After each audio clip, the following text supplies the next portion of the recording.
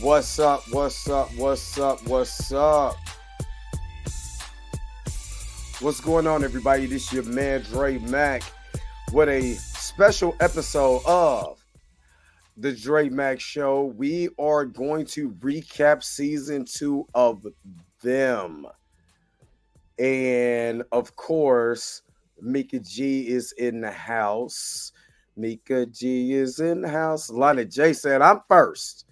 You know what I'm saying? Happy Friday, Lana J. We in the evening time. I'm supposed to be at work. But I'm not at work because I got to go out of town in the morning. So I took today off, took a family day. You know what I mean? And I'm kicking it with y'all before I get What's up, going. Lana? Before I get going, I got the forehead out today. So you know it got to be special when the all of this, because I got to think. I got to put it together. I got to wrap my mind around. Lord, no. Don't Look, let Jesus.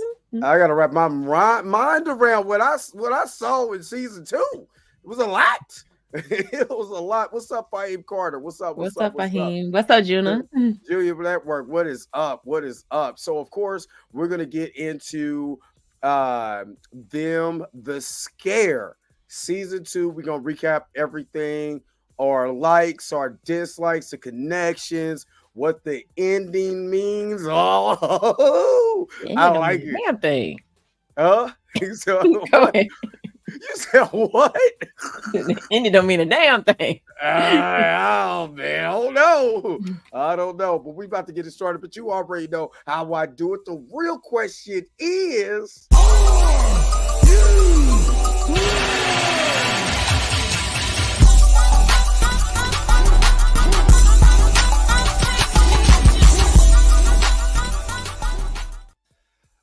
all right. Let's see who else is coming up in here. All Lighter J is here. Them was amazingly tragic and wonderfully written. It was scary and so sad. Them was very. I think I like it, and I'm gonna get your thoughts on this, Mika. Season 1 was very triggering, and I literally just realized that I don't think I got past episode 5 in the original series. And I think episode 5 is the triggering episode. Episode. I couldn't get past that. So I didn't see episode 6, 7, 8, 9, 10. I knew enough of it, but I didn't get past it because it was hard. I'm not going to lie. It was very hard for me. And when I seen episode 10 of this, and everything doubled back, I'm like, I might have to go finish episode 6 through 10. I got to get past that trigger, but it's so hard. Like it's so heartbreaking. It's like very, very, very heartbreaking to see the lineage of triggers, the lineage of abuse, that carry on throughout this Emery family. And I love the way that they did tie it. It came back around because I actually screamed like a little girl when the young lady who was the oldest daughter came back for this season. Oh my God. I got excited. I ain't gonna lie. Say, oh snap. That's her mom. Oh man, I freaked out. You know what I mean? So that was a good way to tie everything together. Because I'm thinking this is totally separate because we're in the future. So I thought it was totally separate. But when they tied it back around, it's like, okay, now that I know this, let me go back and watch episode 6 through 10 and finish up that original story. So I kind of, you're not saying I can't get past it, but I'm gonna have to understand this as a context of the entire story. But right. Mika, what did you think? So this season was not, like you said, not as triggering as the first one. This season more so had to deal with family trauma and, dealing with, broken homes and kids being placed into the foster system and things like that. Ultimately it's, yes, generational trauma. Yes. But, I think it was also sad because Luke James as as Is Edwin Edmund Edmund, my God. I like every scene that he was phenomenal? in when Phenomenal. he very phenomenal. Every scene that he was in where he was expressing his emotions, especially the scene when he showed up for that audition and he had already scared that young lady to death. You know, he's like, "You said I'd be It was good." Yo, good. I felt that. I Yes, felt that. Like yes, I felt so yes. sorry for him because um I and not to try to put him into a box, but he reminded me of someone on the spectrum who did not Yes, understand stand. that what he was Mhm. doing was scaring her. And like he in his mind he was like, "Oh my god, you did so well," and she's like, "WTF." Yeah, her whole entire face when he Yes, came around that corner, right, I was like, Edmund, you bugging. right, You right, you got an easy in and you bugging right now. right. So like for me, it watching Edmund on screen was like I could, hey Aisha, I could tell like, even though the autism spectrum wasn't a thing in the Yes, 90s, yes. And they call it what we it was know now, Asperger's. Yeah. he Yes, definitely was on the absolutely. spectrum. Hmm. Especially when when they explained that they were separated, Right. and how she screamed for him, you know what I mean? And he heard those cries and it Hmm. caused the trauma. And then, him lashing out when he goes and meets his other foster dad, you know what I mean? And all he wanted was acceptance, but they didn't understand why he lashed out. They never got a real understanding. They never loved him enough. They just shipped him on to the next thing. Hmm. And you're right. When you're dealing with someone that, you know, there's brain is wired differently in that aspect, especially with autism being on a full autism being on the spectrum. And I believe there's clues that he was autistic. Hmm. He lined up the pills like someone on this, like someone on the spectrum. If you diagnose the murders, everything was like this pattern, Right. that he used. And the first murder, when I was looking at it, I was like, wait a minute, why is the pills lined up? And it automatically, I was like, I gotta look at more of how this is how this comes together. Because there's certain clues that I was getting like, yo, that's most definitely someone that's lining that up and feels comfortable with that. That's a sign of autism. You know, um, And also what Lana said, his fixation on that doll. oh, the doll. He Yes, the was fixation. children on the spectrum are fixated on one thing because it's a Yes, comfort thing for it's them. It comfort, is and he was a it comfort. it's that's what, you know, that was his comfort, right? And Yes. then also I think the trauma also of being separated from his sister, you know, it just caused him to spiral, Mm-hmm. he spiraled even more. So Right. yeah, this whole season was a lot. It was a lot. It It was was a a lot. lot, It was a lot. but Go it was ahead. I'm good. sorry. It was Yeah, good. yeah, it was really good. And like I said, with season one, once I got to that again, once I got to the scene with the baby and all of that, man, it was too hard to like. I'm telling you, I'm because if you can't see because my big ass forehead in the way, but it's playing in the background, right? Mhm.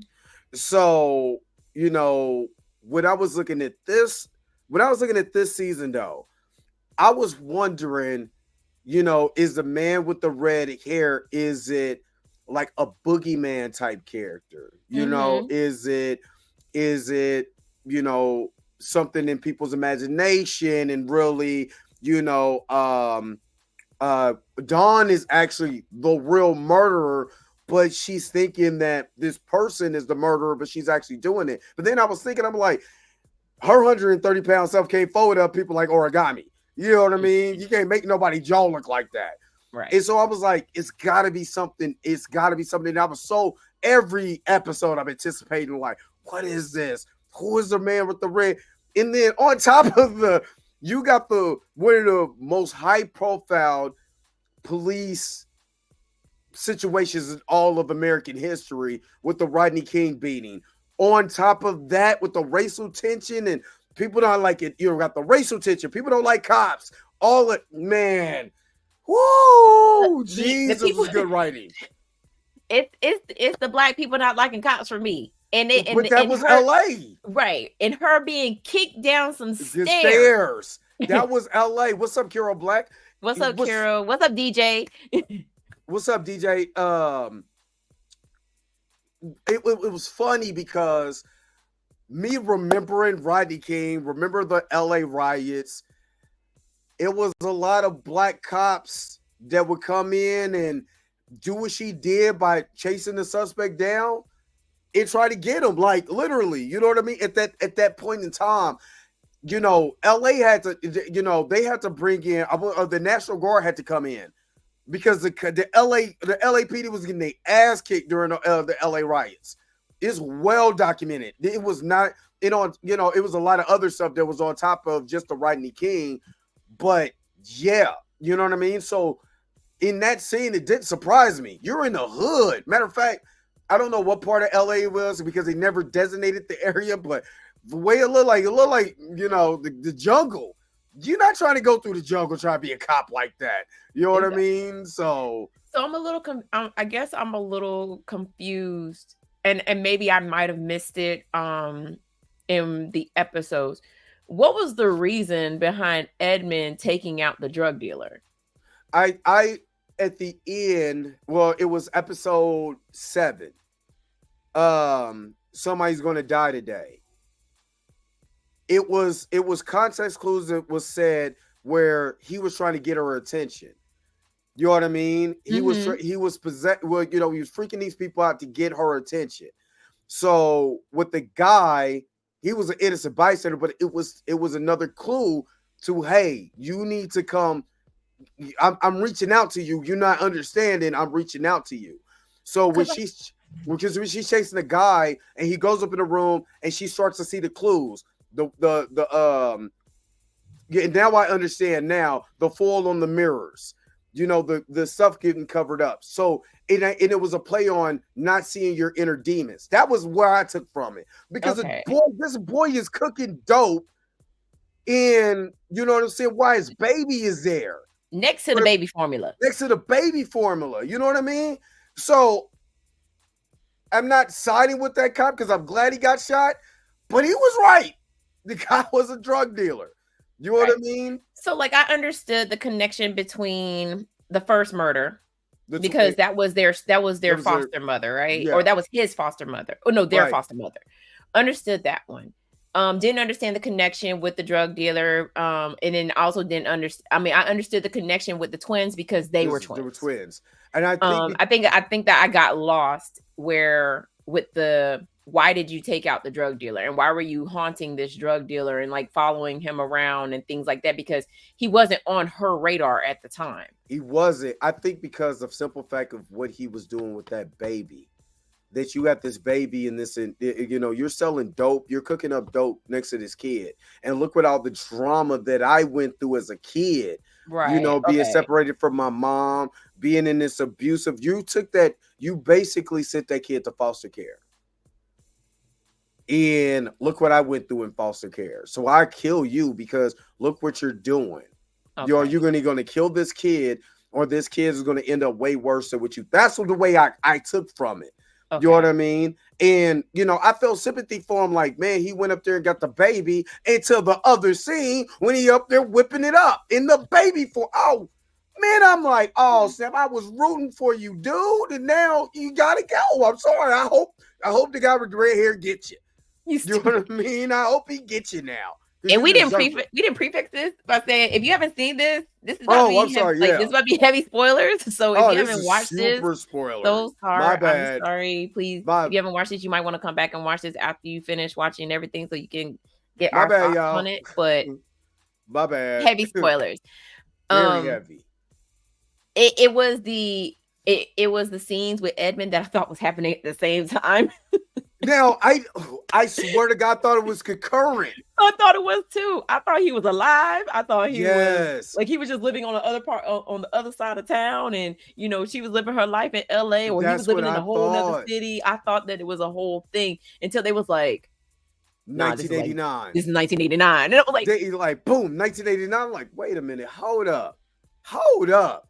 You mean to tell me this whole time we've been in flashbacks.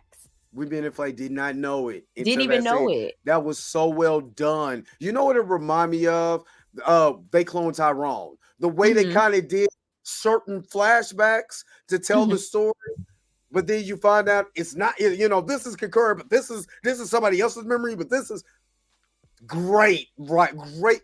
Great. And that's why I got on my red. Great lighting. I'm sorry. As far as production value, it literally felt like a horror stage play come to life. The way that they did the lighting, and like when they Pam Grier. First of all, let me say Pam Grier still look good, y'all. Pam Grier got to be all of pushing damn near 70, and she still look good.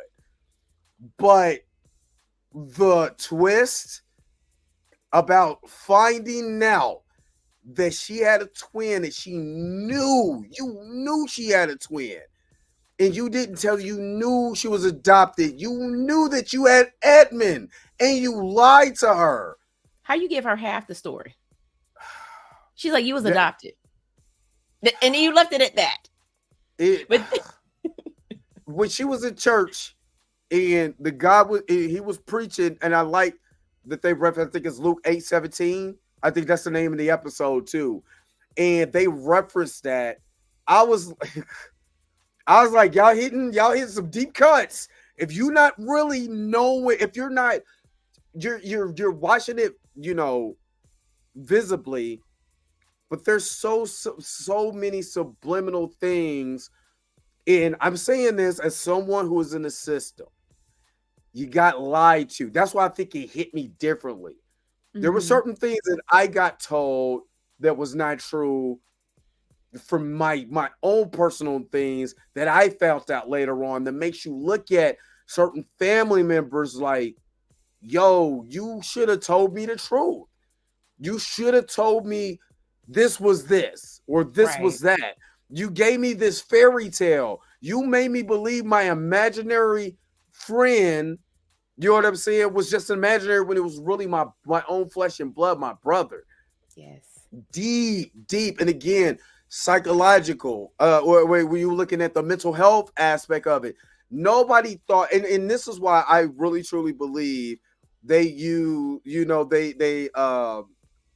I kind of hope it was Luke Wilson. It's Luke Wilson, right? Luke James. I'm sorry. I don't know why I said Luke Wilson. Luke James. That he was like, hey, let's kind of bring some aspects of autism to this character, because the reason why I said that, when he was with the kid, he was in total bliss. If you remember the scene where he went out, he was dead. It was in the bouncy house. He was way too happy, knowing, people that saw, my kids and stuff like that. When they get around certain kids and they could just be kind of a kid, in the joy and adulation that they have, because they're being free, they're being something, they feel like a sense of reward, or not sense of reward, but a sense of understanding. You know what I mean? There's a long time that my son will play with younger kids because they understood him and didn't make fun of him. Right. You know what I mean? So he wasn't making fun of him, because as a grown man, seeing a grown man in the bouncy house with these kids, what are you gonna think? You know what I'm saying? You're going to think he's weird. What are you doing? He's a pedo. You're going to think all these abstract thoughts and not think, maybe this guy, is on the spectrum. Maybe he has a mental illness. I can't judge him immediately. And like I know, black folk would judge you in a heartbeat. When they don't know. When we don't know, or we're insensitive, you know what I'm saying, to mental health. And especially in the 90s, not even the 90s, but since we're taking place in late 80s, early 90s, they were really not sensitive to black mental health at all. Right. So I seen that in again, I don't want to, continues to talk, but even when he was listening to his, his foster dad's book, and he was talking about all this mental health stuff, and he's well, let me get there. Identifying everything. Ain't this a conversation, Mika, that we had? Yes, it is. Identifying all the things he's going through, all the things he felt, and he's telling his foster dad, all the things you said. That's me. And his dad told him what? Go get help. He said, go Evan, get help. You need to go get help. You need to go get help. And the go get help part also triggered me a little bit because we don't lead them to help. We just tell them, go get help. I don't want to deal with you. Go get help. Instead of saying, let's go get help together. And that's something that I personally learned dealing with, mental health, my own personal mental health, dealing with my children's mental health, all of that, is that I had to go get them help. I had to go say, hey, let's go together. I got you. I'm here. So you have, like you said, Lonnie J, perfect. I'm your support. I'm your rock for that support. Let's go get help, and you don't have to worry about falling back because I got you. Right. And we haven't even talked about Dawn and what she actually had to go through. But go ahead, Mika, because I didn't got it. Boy, God knows ugly. Like the Edmund character is a lot to unpack because he is the walking example of what childhood trauma can do to someone, right? What being in the foster care system can do to a child, not just their emotional state, but also to their mental as well too. I would say his, because he never really had the childhood that he wanted. He worked at a place like Chucky, like almost like a Chuck E. Cheese, so that he could be around, and have fun and be and have that childlike spirit. You could tell from the time that he came out and started dancing in that costume. Like he would look, that's my thing, right? And then of course his boss is like, what the hell is that? And he's like, yo, I'm just having fun. Right. And got rejected. And got rejected. And then when his psyche finally breaks, it's that scary ass moment when he's in that same costume holding a damn knife. Actually, out of everybody. Actually, that was more terrifying than him putting on that stocking cap with the knife. The pig head with the knife. I'm like, I know I don't like pork. I don't eat it, but don't get me either. You know what I mean?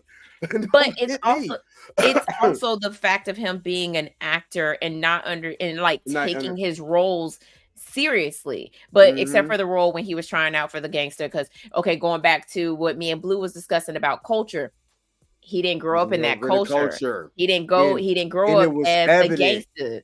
So they was like, when he was auditioning to be a gangster, it just came off as him being corny, yes, because he didn't understand culture. He probably had never seen any of the hood movies. Well, actually the hood movies when it came out into the 90s anyway, so he wouldn't even have known. He didn't grow up in that culture, right? And it was good that they showed that he had a white foster parent that was in the sub, and you could you could tell you could tell they are the type of white people that just get black children just to say I got black children, where everybody else in that whole entire thing was white. Yeah. Like, look at me with my little Zimbabwe child. You know what I mean? Look what I'm doing. You know what I mean? I know what you mean. Look at me being, oh my God. I was looking at this. I'm like, you know what? I can't, you can't kill everybody in here, but can he go too? You know what I mean? Yeah, that's right. Look at me and my black baby. Yeah, look at me. I'm doing an amazing job of doing something for the culture. Right. Yeah. So we didn't even unpack Dawn. Like Dawn, all in herself. Detective, into her work. You know what I'm saying? She about that cop life. You know what I'm saying? the scene where her and Edmund meet for the first time, like she was in full blown cop mode. Like Cop you didn't mode. pick up on none of the cues that he was giving you. And Right. that was your problem. There You it were too was. much of a cop to understand that he was trying to tell you we're family. Right. You know, she didn't even ask the proper questions to him to try to unpack if we're, you know, like, are we related? You kind of, Right. you Because he know, was giving her the clues. He was like, yeah, clues. you know, he's like, oh, that's a nice picture of your family. Family. Do you have any siblings? Siblings. And I'd have been like, siblings, yeah. Siblings? Why? You know, in that moment, because he didn't even understand what was going on. Right. Like because he thought she wasn't picking up on his social cues. Social Right? clue. Yep. Social cues. And so because she wasn't picking it up, it made him go back and say, you know what, I messed up. I'm in the wrong house. You know, I'll never come back. I'll never come back. Or no, she told him never come back. And what's crazy is that when you said that, because at first, again, it didn't happen until it did happen when she finally got the call. He's been looking for her that whole entire time. That whole booklet. Now, at first, I thought that booklet he was writing in was auditions. I'm like, man, this dude is really trying to become an actor, and he's going through all these auditions. He's looking at places where he can audition at. That's him trying to find his sister. That whole entire every time. Customer service person that he ever talked to. And again, somebody who is on the spectrum would do that. I talked to this person. I talked to this person on this day, and they said this. Da, da, da, da. So when I talk to the next person, I can say I talked to Charles on December 31st at 5:54 p.m. and he said that he was looking for the record and then he never came back. He never came back. Yes. So you know this. Oh my God. This season has so much. It has so many layers to it that it's almost like I mean, you see, I'm not gonna lie. I was sitting here and I'm like, this is probably some of the best psychological horror, but also complete understanding of mental health that I've heard in a while. If you catch it. You know, like I think it was DJ said in the chat earlier that he didn't kind of pick on that. You know what I'm saying? And I'm gonna just reread. I didn't get the autism vibes. I got stunted growth from him. Arrested development because he lost his twin early when he was abused, then rejected by a white family. And those are right too. There's two ways that you can look at this. You know, me and Mika both have, understanding of mental health and autism. So we look at the autism route just because of the clues and the understanding of the autism. But then you're also right because you could be able to have, when you have those triggers, you can regress. You could be able to go into a shell. You could be able to get up, you can feel like you don't belong and you start creating a character. And being an actor, you know, if you notice, he had all these wigs, he had all this stuff to create a character. You know what I mean? And he did the Hulkster thing, you know, which I thought was hilarious. That was hilarious. You know, it was hilarious. He was Hulkster, and then he's trying to look for the perfect character that fits him. And what's crazy about this got a 58% on Rotten Tomato. I think it should have got way higher than that. I know why, but you know, I think the reason why is because the so a lot of people when they watch horror movies, they always want to know the why. Why does this care? Why does this what he called the scare? What we call the scare? Yeah. Why does this character show up and take over Edmund's soul? Right? Why? Sometimes you don't need to know why. You have, or if you do want to understand why, just take it. This is a mental health, psychological horror. Like my man snapped. He created a whole nother character or a whole nother entity, and ultimately be through the powers of the paranormal Mm-hmm. became said entity. Yes. And that's why Yes. at the end, whenever his sister started showing him love, guess what happened? It started It breaking it started to down. break it started breaking Mm-hmm. the scare, because Mm-hmm. he had created this alter ego, and it became a paranormal alter ego. But when his Mm-hmm. sister showed him love and apologized and was like, yo, I didn't know, No. Yeah.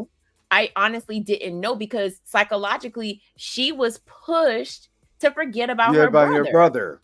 Which, I that death of Pam Grier doesn't seem too bad. I mean, like, you gotta Yeah. ask for it. God. You gotta ask for So it. okay, I mean, and then again, have to agree. This whole it touches on not just Black men mental health, but mental health period, right? Yes. Because even in Pam Greer's case, her husband dies Her husband because dies. Edmund doesn't give him his pills. He just Pills. sitting on the floor shaking the mugs. You know what I'm saying? Her mental health breaks. I can't look at this kid. I can't have this kid living in my house, and he's the reason why my husband isn't here anymore. He got to Mm-hmm. go. Oh yes, I know it's going to cause devastation, but guess what? I don't want to get rid of the other one. Mm-hmm. I want to keep both of them. So Mm-hmm. I know her own mental health struggle was attacked at that Mm-hmm. point too, because she lost her husband. So Yes.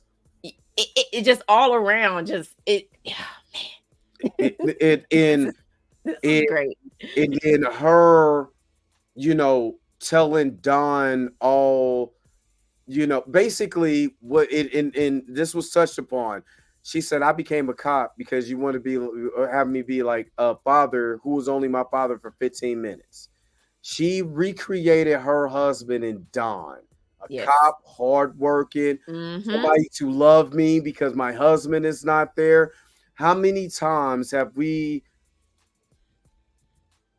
seen or known or done it ourselves, because I'm guilty of this, try to pour us into something we lost? Yep. You know what I mean? I'm not with your mom anymore, to my daughter, but I want you to, I'm gonna create you in your mom's image, the way I wanted her to be like. And you Mm-hmm. see this with a lot of kids, again, in the foster care, because I know where this kid is trying to be something that they never saw before. They're trying to be like Right. their mother. They find I did it. I try, I personally, I'm being vulnerable, but I personally try to look at a lot of women that I was dating because I didn't have my mom. You know what I mean? And then you go through relationship after relationship after relationship, and you're trying to find love. And the person who was like my mother died when I was 16. So there's a psychological trigger that happened where now I'm trying to overcompensate, because after my aunt, people don't know this, but I'm telling you, but after my aunt passed, my mom, I started getting more in contact with my mom. And then now every woman that I meet, I'm trying to have them like my mom, because I'm Mm, trying to fill a gap of love that my mom didn't have because she never raised me. You know right. what I mean? And at that point in time, I'm already 18 years old, 19 years old, and I'm still that little boy trying to find love. So now every girl that I'm going to, I'm trying to find that love in that my mom didn't have. And every rejection chipped away at me. I understood Edmund way more than, the average person that didn't go through there, because I know how it feels, that rejection. You start getting chipped away. I used to say I was a dick to people because I felt rejected. So now Mm-hmm. I'm creating Dre Mack instead of DeAndre. You know what I mean? Now this persona is coming out. Now this character is coming out. This not me. This is Right. nowhere close to me. And I understood that's exactly what he was doing. The man started off the episode, I think episode 4, trying to delete himself with the bag over his head until he got the phone call. Now we know, because that phone call prior to that was, no, we didn't find anything. Now they found his sister. Right. You know what I mean? So Right. I understood a lot of layers into that character. And then I understood Dawn's character, because look what she was pushed to.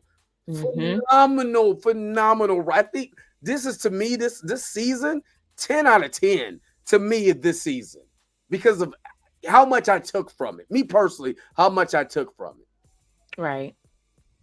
I would like to answer. Yes, I want to answer this question. Now, that was a question of mine. Do you think that he killed the husband, or it was just her perspective?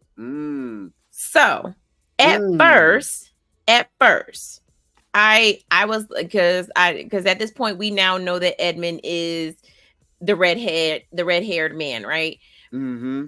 At first, when I first watched it, because I watched this twice now, at first I was like, oh no, he killed him, bro. You know what I'm saying? He killed him, big dog. You know what I'm saying? He killed him. But going back and watching it a second time, it was one of those things. He was a child. He didn't know what he was doing. And then we don't really know what happened in that moment whenever her husband was having his heart attack. He could have had the pills in his hand and they just fell, and Edmund just so happened to be next to his body and picked him up. I think the context clue is that when they was in the when it was in the store and she seen her dead husband, he was like, "My pills, open my pill," and she couldn't open it. So how do you think? Open them. So he couldn't open them, and she was doing this. So what do you see Edmund doing with the pills? With the pills shaking them, he was shaking them. Yeah, he couldn't open them. Open them. I'm just saying. Yeah, Rosemary, the first time I watched it, I was like, nah, Edmund killed him, dog. He was holding the pills in his face, and he was like, nah. Like, but then once I went back and rewatched it, and then watched that part where, Pam Grier's character was talking to her husband, and his hand was shaking. Edmund was showing showing her, like, this is what happened. And you blame me for it.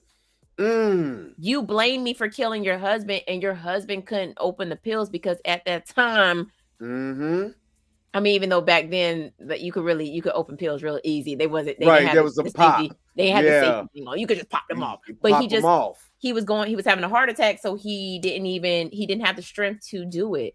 He was already having a full-blown heart attack. So and that was a kid, and she blamed this little kid that had nothing to do with nothing. Right. You know what I mean? Because she saw him sitting on the floor next to her husband with the pills in hand. She assumed he was the one that killed her husband. And so she got rid of him. And so Edmund in the toy store is showing her, like, it wasn't my fault. Let me show you what happened. You know what I mean? And then that's why her hands got all creepy and all of that. She could She was starting to have arthritis. Arthritis, yeah. So I think for me, because again, Edmund was so attached to those the Raggedy Andy dolls. The Raggedy Andy dolls were a trigger for her. Yes. So when she saw it in the box and she opened it up, she was like, yeah, no. We treated him like Chucky, like a good guy doll, like, oh no. Ah! Hey, so like, but she used the excuse that this is the doll is racial. It because I even looked that up. I looked that up. And I was like, okay, that does it.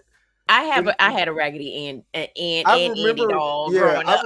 My auntie, my mom used to make them.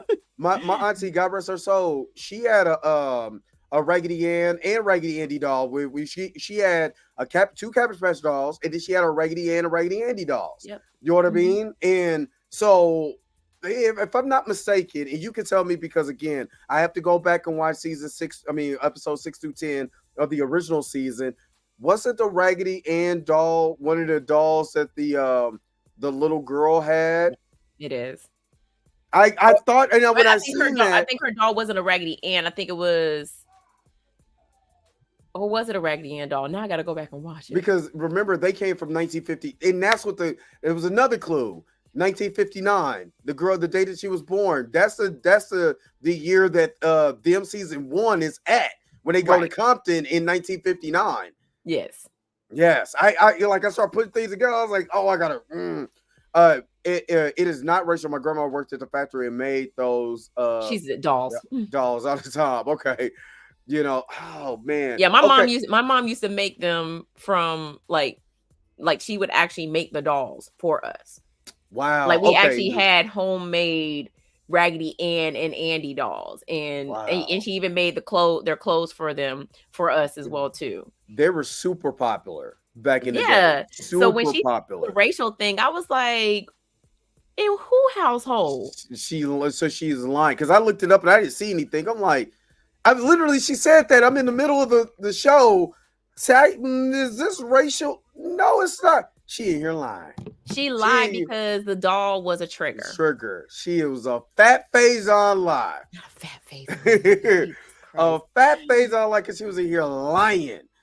No, wow. But this show has so much to unpack, and we haven't even gotten into, you know, pretty much I mean, we can go ahead and get into everything, but like Edmund like auditioning, you know what I'm saying? Like it's that wanting to be someone else, right? Mm-hmm. It's I don't want to be myself because I don't know who I am. Because you know, I've been rejected all my life, and now as a grown adult, I'm working at this child place.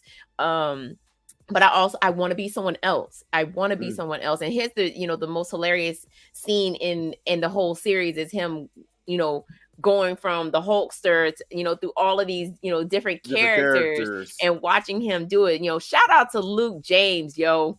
Luke James. Shout out to Luke James. If he does not win some type of award for his role in Them season 2, like shame on everybody. He did his because he had to dig deep for that. I mean, the way that he brought this childlike innocence to Edmund at points of time and then descended into this darkness. Yo, I'm like, and I was like, I think I said this on the show the other day. I was like, where do I know this guy from? I'm like, wait a minute, the new edition. He was Johnny Gill. Yes, he was Johnny Gill. And I'm like, so I'm watching him, and again, I'm watching how he's metamorphosing into these characters, and when he met the young lady, and he didn't pick up on the social cues. She really liked him. And he was happy, but again, knowing like mental health, he didn't catch it. Like she was throwing herself at him. Yeah. And he was just like, he was like socially awkward. He was awkward. And she's like, you know what? Next time a role comes across my desk, I'm gonna give it to you. Yeah. And he's like, oh, for real? And she's like, here's my number. Now, the normal person would have been like, oh snap. Oh, she done gave me the digits. You know what I mean? He was like, oh, I should give you my number too. Oh, okay. Yeah. All right. It was the scene in his apartment, like before he came out and scared the crap out of her. Like she was just like, hey, I'm digging you. I'm liking you. And he was just like oblivious to everything that she was saying. And then he's like, you know what? Hold that thought. Yeah. And then it goes left. Like real left, bad. Real quick. When I was sitting there, I'm watching, I'm like, oh man, you done messed up. You tripping, big dog. I'm like, this homie, you tripping. And what freaked me out, well, actually what I caught, now that you said it, he was fixated on the role. And saying, is this what you would, if I could do it? Because remember, she's watching him audition, and the guy is laughing at him. Yeah. The guy is just laughing his ass off, giggling. Yes. And he can't get off of the fixation of I'm not being accepted. That's why when he screamed, you know what I'm saying? I thought you would, what would he say? I thought you would like me. Well, he said you said I would be great for this. You said I would be great for this. Yes. When it goes to that, when she scares the crap out of him, and then it goes to him auditioning and said, I thought you'd be great for this, and he's looking at her, he was so fixated about just that. Let me be man. He wanted to be accepted by her. Her. He didn't Yes. care about being accepted by him or by Yes. that white woman. He wanted to be accepted by her. And that's why when he came out, he was basically, it was basically like a little kid saying, okay, look what I can do. Yes. Yes. Right? Yes. So Look look what what I I can can do. do. Look what I Yep. can do. Except he scared the crap out of her and didn't even realize that he was scaring the crap out of her. Didn't realize it at all. Like him coming around that corner, I'd have been like, hey, Edmund. Hey, big dog. Yeah. What are we doing right now? Yo. Oh, you're just gonna stand there? Okay, please understand that when I throw whatever is near me at you, we wasn't acting. And I think, yeah, Rosemary, you said something interesting. I like. I'm looking at the visual aspect of it. When he's being sweet, innocent Edmund, they actually made him almost like eye to eye or close in proximity. But when he flips, he's always bigger than the other person. He's taller, and that should have been context clue to the redhead man. You know what I mean? Because when they had Edmund being small, the new persona being bigger, we seen that all the way through his ascension. You know what I'm saying? Into darkness. And let's pack in Dawn. What are some of the things that you've seen in Dawn that you thought before you even knew that this is connected? Maybe to see. Well, I knew that she was connected to season 1 because I'm like, that was the mother in season 1. Right. Sorry, kind of. I was like, gosh, she got to be a descendant, but maybe I'm tripping. Maybe this is an else world. Maybe this is different. What did you think about Dawn's character and her ascension into madness for our own personal thoughts? So starting out, when we first meet her, obviously, like I said before, she's thrown into her work. That's all she does is work, right? Mm-hmm. We also work. But we also find out that she ain't just working. She was out there getting clapped up. By somebody else who was working I think he was a lawyer, but she's also the wife or the wife or ex-wife to a famous singer, rapper, whatever that character was. Shout out to Iman Shepherd, former basketball player, former New York Knick. You know what I'm saying? You know who his ex is. Yes. You know what I mean? But he played. I was so happy for him to get him in the show did really and stuff good. Like he did really well for his role. So shout out to him. But go ahead. I'm sorry. So as we watch her, and most of hers is because of racial tension. Yes. It's because she is the only Black female detective in the LAPD. And she has to deal with obviously the microaggressions from her fellow white officers who just so happen to be males. That one scene when she showed up and they surrounded her, I thought for sure they were going to kill her. But they ended up letting her go. It was just for her, it was just that, not knowing, like I got and her trying to piece together, like I have these cases that are somehow tied together because everybody is crumbled up like a piece of paper. Origami. Like folded. How did they manage to fold this dude into a floor? How did they stuff that woman into the pipes of the sink? Right. But come to find out later on, that's where her and Edmund used to hide. Hide it. That was her hiding spot.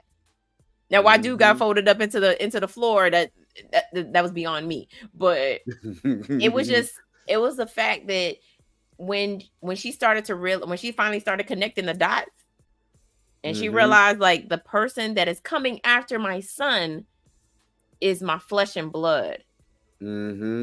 That's why he didn't kill him. Right. He wanted to, though. He wanted to. But I think that was one of the reasons why he didn't, because, that's my flesh. I really want to get your mom's attention. And if I even got to mess with you a little bit, to get her attention, I'm going to do it. You know, I'm going to I'm going to have your son describe me so Yeah. you'll know who I am. Yeah. And that was again, to me, that was amazing also, to tie that together. Like, I'm not gonna kill him, I'm just scaring him. This is the scare. I'm gonna scare him, Mm-hmm. but you gonna know who I am. You gonna know who I am. No, I it was her love son that. saying tonight one of us is gonna die. We'll die. One of one us of is gonna us die. is one of us gonna die. I don't know about you, but again, that's why I got on my Mimi, red. email grandma. Boy, R.I.P. grandma. Grandma gotta go. um He was yelling at his mom, what's going on? Where right. grandma? Boy, Oh, if I came out this store and I'm crying, something's wrong. something is wrong. Yeah. Grandma head on the floor. That's where grandma head is at. Just chilling. Just shit. I'm like, y'all just gonna let the head sit here like that? Not cover it up, no nothing, just bam. The scariness of the white man it's a Gathering. Gathering. Okay, Gathering is realistic and terrifying. A terrifying thing, and I love seeing it put on screen. Absolutely. The My blue, heart dropped. yeah. Yeah, because that's real. Yes. That's real. There's Yes. always in every Good old boys club. good old boy. Yep, there's always, no matter what setting you're at, there's a good old boys club. No matter When what setting you when at. that detective showed up behind her and she turned around and he was like, "Did you follow me here?" And she was like, "Look, I followed you here because you was threatening my With my son, son. baby." And them other ones showed, "What's going on here?" Run. Yeah. That's all I said. Yeah. I was like, And if I'm not mistaken, didn't they do something similar to that in season 1 with her but it was the white women, if I'm not Yes. mistaken? Yes. Yeah. I think that was episode 2. However, we Yeah. did not get a satisfying slap to the face like she did that lady in that first season. Oh yeah, that first. Yeah, I think that was episode 2. Was it We episode didn't 2? get that satisfying slap. But we did get the cop getting popped. So I mean, he was trying to. But see, this is when I knew the case would have been weak against her. You tried to make this case that she was the murderer. How in the hell? First of all, she got an alibi because she's with y'all. Second of all, she's not big enough to fold you up. How the hell she gonna fold up, the kid in the backseat? Just all of a sudden you snapping jaw. You got that much strength? And she had a legal substance in her system. Fine. Those sex also proved that you had marijuana in your system. And they said you got PCP. You know what I'm saying? Where you feel like you got a strip of 1,000 men. She was smoking weed. She was up stressed. I ain't mad. I would have rolled me a joint too. You know what I mean? So it was the scene for me was when they were interrogating the teenage boy. Yeah. And the one cop, I don't know if it was, he kept slapping the table or clapping his hands, or he was cracking his knuckles. That's what he was. Yes. He kept cracking his knuckles. And I was like that scene pissed me off so much because she knew what he was trying to do. And she's like, no, like, how can a 16-year-old boy fold up an old lady? He didn't even have, he was like, yeah, he was like, nah, him and his football, what are you, like a linebacker? Okay, these little microaggressions. Remember when I think Austin Sterling got killed, there's a broadcast before the white female cop shoots him. They talked about his size. All they could describe was his size. You know what I mean? I forgot what he said. I actually put it in a song, but she just, she describes his size, and that's what happened.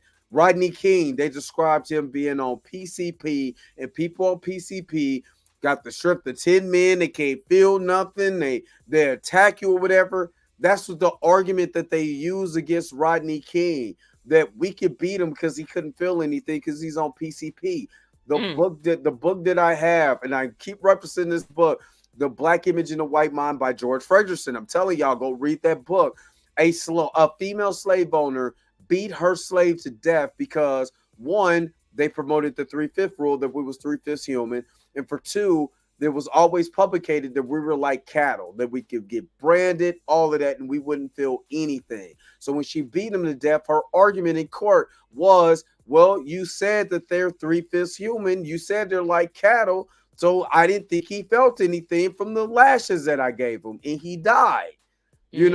That's some of the things that microaggression, that the Darwinism and all of that has spread throughout our culture, and they still use those tactics today. So bringing that to light like that was big for me, because it's the only thing I could think of. Like, damn, when you think about police shootings and all of that, Mike Brown. Mike Brown was a 16, 17-year-old kid, and they said he was a man. He was just a kid. He was this big black man. That's the way that they when you look at publication, mainstream media, they would say the thug, and they don't never label him a boy or a young. You know what I'm Yes. saying? They never label him a kid. Mm-hmm. White kid shoots up, mass shooting, needs help. Young black male, do you know what I'm saying? Shoots friend, looking at the death penalty. You know what I mean? So definitely deep, definitely deep. That type of thing is what happened with Jonathan Major's case. Look at this big black male. You know what I'm saying? Yeah. He had to do something. That's why I got so pissed off of. They had to do something when you clearly see a black male running from a skinny white woman. She got to be doing something. You know what I Right. mean? What's up, Priscilla? What's up, I'm about to Francetta? say good morning. This is how much I do the show. Okay, so I'm gonna do this. We're gonna talk about each episode and what did we liked about this episode. And I'm going to just share the screen so you can be able to see the episode listing right here. So episode 1 starts off, Are You Scared? Tell me some of the, we're going to go through each season and tell me some of the things that that you liked, whether it's the acting, the aesthetic of the horror. Since this is your lane, what did you think about like episode 1? What did you get out of episode 1? What's up, J Rock? What's up, J Rock? So episode 1 is perfect because again, we don't know that we are in the midst of a time jump. Like Mm-hmm. we were introduced to Dawn and we're introduced to Edmund. And when you're first watching episode 1, you're thinking that everything is happening at the same time, right? Mm-hmm. Um the thing I loved about this episode is our introduction to Edmund and Yes. like watching him enjoy being this mascot at this pizza place, right? Mm-hmm. And then also just Dawn, like I said in our introduction with Dawn, we're seeing like what she's going through as a cop. Her boss is like, oh, I'm going to put you on the case with this person. Do not put me on the case with this person. Yup. because you know how he is. Mm-hmm. And her boss just giving her the whatever. It's cool. He's not like that. He's not. Mm-hmm. Yes, he has 15,000 complaints against him from black people, but It don't matter. fine. It don't matter. He's He fine. good. He good. What did you like? To me, again, kind of like what Rosemary said, it set the tone. And it set a tone in a way, for one, we feel the climate of that, that year. 1991 for one. Hi, William. What's up, William Moloch? Since you didn't speak to me, I'm just invisible. You know what I mean? Just I guess I'm one of Drake's Ghost Riders because you can't even see me. But I'm just playing. But it set the tone of the time frame. 1991, LAPD. They show you the Rodney King beating. You know what I mean? They show you the political climate of LA at that time. And then you get to see the introduction to Edmund and his tone, who he is initially, and plus we see some of her detective skills, that I like. So again, it was a blast from the past when you start seeing the LAPD and how many people hated the LAPD. Yeah, okay, yeah, whatever. I feel like I'm on the other guys. Hey, hey, Shelly. No, I ain't talking about you. Hey, Shelly. But again, I like that. And then again, taking me back in time, 1991. You know what I'm saying? That was good. I wish I had my ramp. You know what I'm saying? And hey, shout out to Luke James also for rocking that flat top the way he did. They curly with the glasses. Yes. That was good. Shout out to the props director, all of that, the costume design. Shout out to them. Shout out to I think it's little what's the writer on here? God, this doesn't happen on here just yet, but shout out to the writer of this too. He did an amazing job. Okay. Episode 2, the devil himself visits this place. This is where Don investigates and unearths the gruesome discoveries. Kel is woken by a strange broadcast. Edmund gets his first taste of attention. This is the episode we've been referencing a little bit more of. Yes, this is the episode where Edmund meets the young lady. And this is also this is the episode where he meets the young lady, and she's like, hey, you don't see too many Black people playing roles as killers. And immediately when she said that, I was like don't give it to him. Don't give it to him. But this is also the same episode where we get just a little hint of Edmund's psychological dysfunction.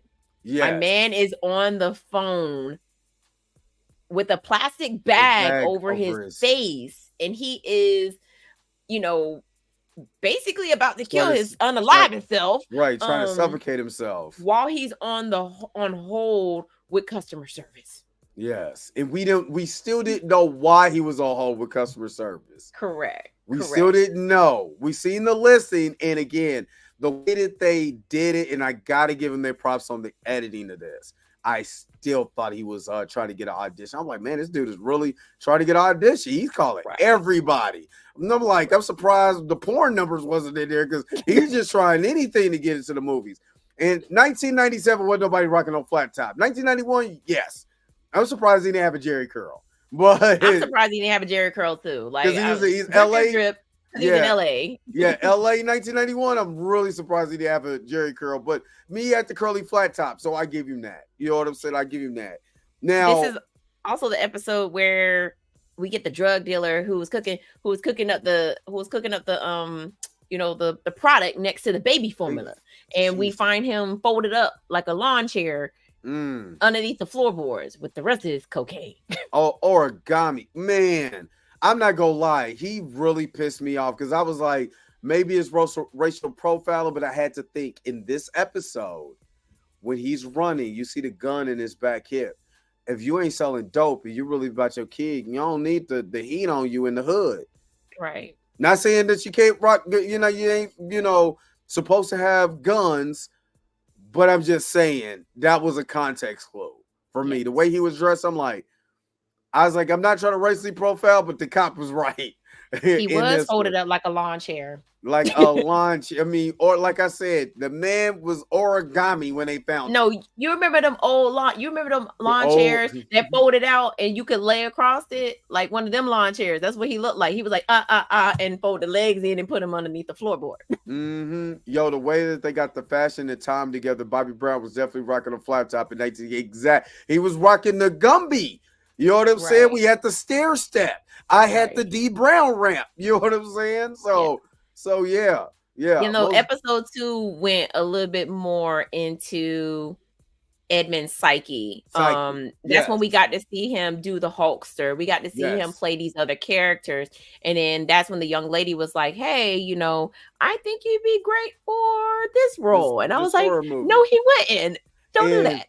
And the line that she said was like, not too many brothers get to be, the killer in these horror movies. And something clicked. Yeah, and I thought about it. I'm like, you know what? Technically, she's right. You don't have a lot of movies where the black man is. I mean, you got Candyman, but what Candyman came out in 1994? 1992. 92. Yes. We didn't get that till 92. You know what I mean? So technically, she's right, unless it's black exploitation. You know, let's say that I that's mean, not a film. Blackula. You know what I'm saying? But it's not like like what they did here. You know what I'm Right. saying? He's not like in the vein of a Jason or Freddy Krueger. And he tried. He really tried his best Freddy Krueger impersonations. Jason. He was watching He was watching all the Jeffrey. classics. Now he was watching Charlie Manson. He was watching old Charlie's videos. Oh God. Yes. That's why I'm like, I like that. I do like that because a lot of method actors do that. You know what I mean? So I like that they tapped into that. It was good stuff. All right, episode 3, the man with the red hair. Dawn gets her first description of the killer. Edmund has a big audition, and this is what we talking about in episode 3. This is the one that we've been discussing already. When he first does his audition with the young lady at his house, let me use air quotes, audition, because he felt like he was acting, and she was like, "You done lost your damn mind." Exactly. So he did. he definitely, when he showed up to the audition, you could tell he even freaked out the guys that were waiting. Yeah, Like, I mean, he the way he showed up was scary. He showed up, and everybody was like, "Hell no, hell to the no, no, no, no, no, no." Hey, how you going in for to be a role of a serial killer, and you're scared of the dude auditioning? You know what I mean? That's how believable he was when he walked in there with the black makeup, with the thing over his face, had the knife. You know what I'm saying? Was very much prepared. Now, 2024, he would have got a role. I'm just saying. 2024, they would have been like, perfect. I like you. Come on, let's go. Right. 1989, no. Get your black ass out of here. But remember, it goes back to what I said before. Remember when he auditioned to be a gangster? He knew nothing about that. There was no references that he could go back to. I mean, unless he went and watched Superfly or he went and watched Shaft or something like that. There was no reference for him to know how a gangster is supposed to sound, or not a gangster, how a thug is supposed to sound, or somebody from the hood is supposed to sound. But because he didn't know what a serial killer was, and he didn't understand like his role. He went and watched Nightmare on Elm Street. He went and watched Halloween. He went and watched, he went and watched Charles Manson. He went and watched Jason Live. Yes, like, so he went back and watched those movies because he couldn't grasp what it entailed for him to be a killer. And he grasped it too much. Now, isn't that something that you hear a lot with these, not hear a lot, but when you watching like true TV or true crime TV or whatever, and they start talking about serial killers and stuff like that, and when did they start, or who was their influences and stuff like that, and some people will say like movies, different stuff like that, or they start trying to find like, okay, I want to be like this mass murderer because I'm infatuated with the way he Jack the Ripper or something like that, or a book or a movies. Do you hear that a lot when you're watching those? No. So I'll tell you this.